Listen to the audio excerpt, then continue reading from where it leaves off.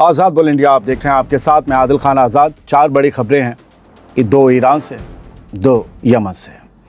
Iran अब Europe के साथ जैसे कुछ तैसा वाला खेल खेलता दिखाई दे रहा है। 7 जुलाई की शहर में ईरान ने जर्मनी को साफ साफ कह दिया कि अगर स्ट्रेट ऑफ हॉर्मुज में बारूदी सुरंगें हटाने का खर्च ईरान से मांगा जाएगा तो फिर जर्मनी को भी ईरान के खिलाफ हुई जंग में अपनी हिस्सेदारी की कीमत चुकानी होगी। ईरान की फॉरेन मिनिस्ट्री के तर्जुमान इस्माइल बकाई ने जर्मनी के फॉरेन मिनिस्टर योहान वाडेफुल के बयान को शर्मनाक बताते हुए कहा कि जर्मनी को ईरानी लोगों के खिलाफ हुए जंगी जुर्म और ईरान पर हुई मिलिट्री कार्रवाई में अपनी मिलीभगत का पूरा हिसाब देना होगा। उन्होंने कहा कि जर्मनी को ईरान के खिलाफ हुई मिलिट्री कार्रवाई में अपनी एक्टिव हिस्सेदारी की पूरी कीमत चुकानी पड़ेगी। दोस्तों, इससे पहले जर्मनी की तरफ से 6 जुलाई को ये कहा गया था कि स्ट्रेट ऑफ हॉर्मुज में अगर बारूदी सुरंगें हटाने की ज़रूरत पड़ी तो उसका खर्च ईरान को उठाना होगा। इसी पर ईरान ने जवाब दिया है, यानी ईरान का जवाब भी साफ है। अगर नुकसान की कीमत तय होगी तो सिर्फ ईरान नहीं बल्कि जंग का साथ देने वाले मुल्कों को भी अपना हिस्सा चुकाना पड़ेगा। अब यहाँ से सुनिए 3 अहम खबरें। स्ट्रेट ऑफ हॉर्मुज में हालात एक बार फिर बिगड़ने लगे हैं। ईरान की IRGC ने अपने तय किए गए रूट से अलग जा रहे जहाज़ों पर मिसाइलों से हमला कर दिया है। 7 जुलाई को जब ईरान में आयतुल्लाह सैयद अली खामनेई की आखिरी रसूमात कोम शहर में चल रही थी, उसी दौरान ये खबर आई समंदर में हुआ ये हमला हालात को फिर से ख़राब कर सकता है। अब ये दुनिया भर के अखबारों में लिखा जा रहा है और अब खुद ईरानी मीडिया की तरफ से इस हमले की वजह भी सामने आई है। खबरों के मुताबिक जिस ऑयल टैंकर पर हमला हुआ वो ईरान की वार्निंग के बावजूद हॉर्मुज के ओमानी रूट से गुजरने की कोशिश कर रहा था। ईरानी मीडिया का दावा है कि जहाज़ को कई बार वार्निंग दी गई लेकिन उसने अपना रास्ता नहीं बदला, जिसके बाद उसे निशाना बनाया गया। हमने सुबह आपको वीडियो में बताया था 2 जहाज़ों पर हमला हुआ है स्ट्रेट ऑफ हॉर्मुज में। एक में आग लग गई है, नाम ईरान का है लेकिन अभी तक क्लियर नहीं, और अब क्लियर हो गया है कि IRGC ने हमला किया।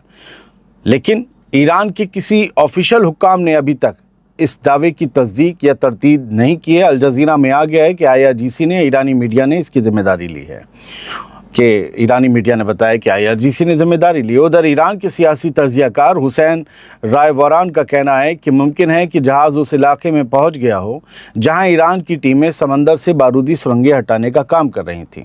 उनका कहना है कि ईरान पहले ही साफ कर चुका है कि जहाज़ ओमान वाले जुनूबी रूट के बजाय ईरान की तरफ वाले रूट का इस्तेमाल करें, क्योंकि वही रास्ता महफूज रखा गया है।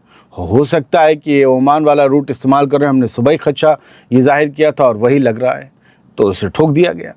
यानी फ़िलहाल हमले की ऑफिशियल वजह सामने नहीं आई है, लेकिन अंदाज़े लगाने शुरू हो गए हैं। ईरानी मीडिया और ईरानी तज्ज़ियाकार दोनों यही इशारा दे रहे हैं कि जहाज़ ने ईरान की तय की गई हिदायतों को नज़रअंदाज किया था, इसलिए उस पर हमला कर दिया गया और मिसाइलें बरसाई गई हैं। रॉयटर्स वगैरह पूरा सीधा लिख रहा है, मिसाइलों से हमला किया गया है जहाज़ पर। तो ये जंग की आहट है, जिसे हमने आज सुबह बार बार कहा, ये जंग की आहट है, जंग नहीं है, लेकिन यहाँ से माहौल बिगड़ सकता है। अब यमन से सबसे बड़ी 2 खबरें सुन लीजिए। यमन की सऊदी हिमायत वाली हुकूमत ईरान की IRGC पर लाल हो गई है। उसने इल्ज़ाम लगाया है कि ईरान ने सिविलियन जहाज़ के बहाने अपने मिलिट्री एक्सपर्ट्स यमन भेजे हैं हुथीज़ की मदद के लिए, और साथ ही किसी मुमकिना जंग में हुथीज़ की मदद के लिए मिसाइलें और ड्रोन्स भी सवारियों की आड़ में यमन में इसी जहाज़ से उतारे गए हैं। ये बड़ा इल्ज़ाम है। ये खौफ भी है कि अगर हुथीज़ के पास बड़े हथियार आ गए तो फिर एक भयानक जंग हो सकती है। 6 जुलाई की रात को यमन की सऊदी हिमायत वाली हुकूमत के सदर रशाद अल अलीमी ने ईरान के एक जहाज़ के सना एयरपोर्ट पर उतरने के बाद इंटरनेशनल तहकीकात की मांग कर दी है। अलीमी का दावा है कि ये जहाज़ ईरान की IRGC से जुड़ा था और इसके अंदर इंसानी मदद नहीं बल्कि मिसाइल, ड्रोन और इलेक्ट्रॉनिक सिस्टम से जुड़े मिलिट्री और सिक्योरिटी एक्सपर्ट्स मौजूद थे। यानी हथियार भी आए हैं और एक्सपर्ट्स भी आए हैं। किसके होंगे? IRGC के कुद्स फोर्स के। तो अलीमी ने यह भी कहा, इल्ज़ाम लगाया कि जहाज़ ने यमन की फ़िज़ा में कई बार अपना ट्रैकिंग सिस्टम भी बंद कर दिया था। अलीमी ने कहा कि सिविलियन एयरपोर्ट और जहाज़ों का इस्तेमाल मिलिट्री सामान पहुंचाने के लिए नहीं होने दिया जाना चाहिए और इसके लिए इंटरनेशनल कम्युनिटी को सख्त कदम उठाने होंगे।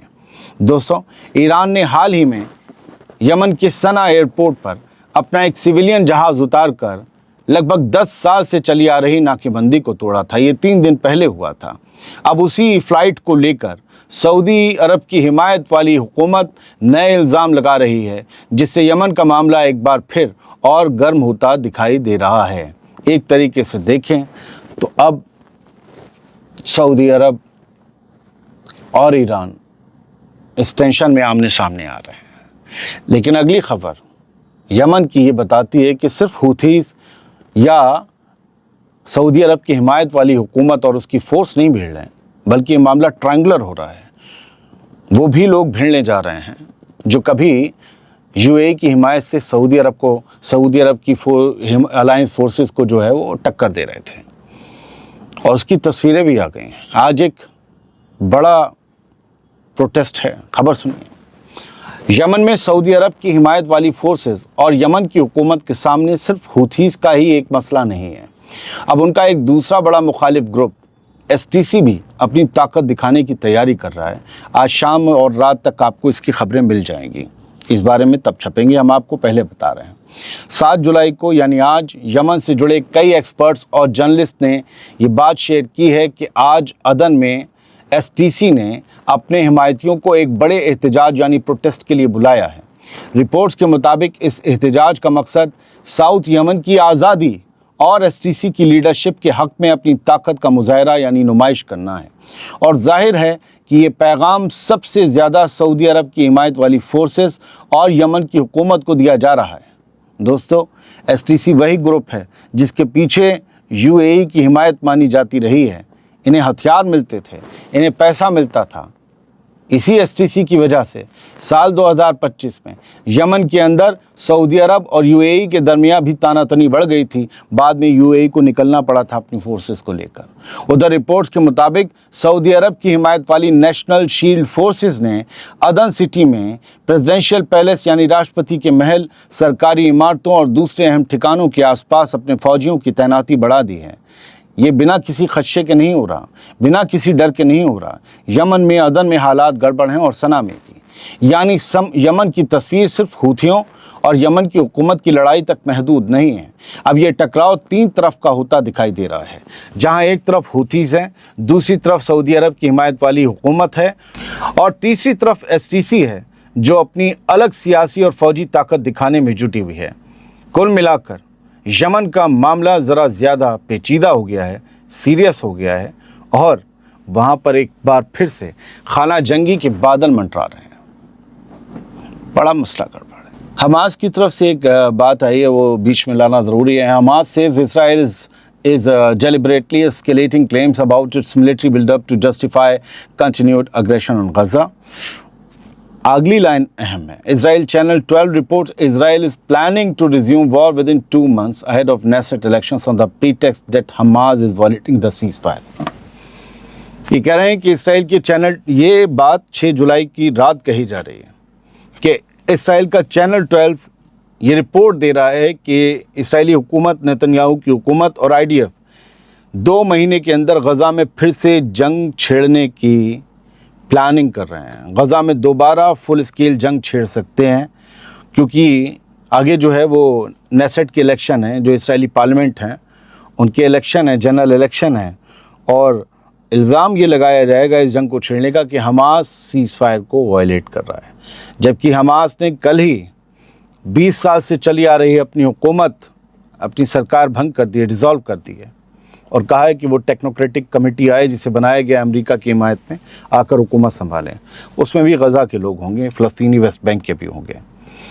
और ये आयतुल्लाह अली ख़ामनेई साहब का जो है वो जनाज़ा है, जो ईरान के पाक शहर कुम में पहुंच गया है। मजहबी एतबार से बड़ा अहम शहर है कुम, और आज वहाँ उनकी नमाज जनाज़ा अदा की गई। जमकारान मस्जिद में लोगों के लिए उनके ताबूत रखे गए, उनकी फैमिली के और उनके, ताकि लोग जो दूर दूर से आए हैं ईरान या दूसरे शहरों से ईरान के कुम में आए हैं, वो यहाँ पर आकर उन्हें आखिरी सलाम पेश कर सकें। बहुत बहुत शुक्रिया। सलामत रहिए, खुश रहिए। ऑपरेशन एजेक्स का पार्ट 2 चैप्टर 2 और आखिरी चैप्टर है वो, इसके बाद नहीं होगा, तो वो आज ही आएगा इंशाअल्लाह। Thank you.